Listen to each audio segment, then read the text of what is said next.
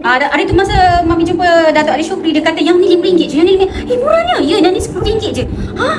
Mana diorang ni semua Iman, Dini Afi, Noah. Sekejap. Kita nak review hadiah untuk Hari Guru hari tu yang kita beli dekat Wisma di Hub. 3, 2, 1. Banyak yang kita borong dekat Wisma di Hub hari tu. Untuk Cik Ilman, warna pink. Ni Mami punya. Teng. Ini leather. Yang ni mask lah. Warna fish ni memang pilihan Mami. Tada! So Mami ambil warna hitam ni, warna selamat. Warna wine ni cantik warna dia. Ni untuk followers Mami yang bertuah. Siapakah dia? Nanti Mami umumkan.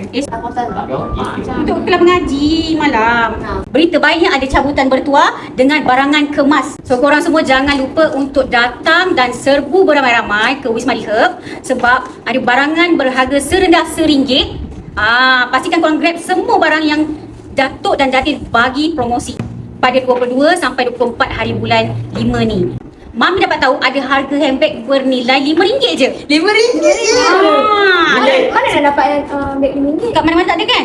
Cuba korang teka berapa harga yang Mami habis untuk shopping hari tu. Cuba komen dekat bawah. Bye!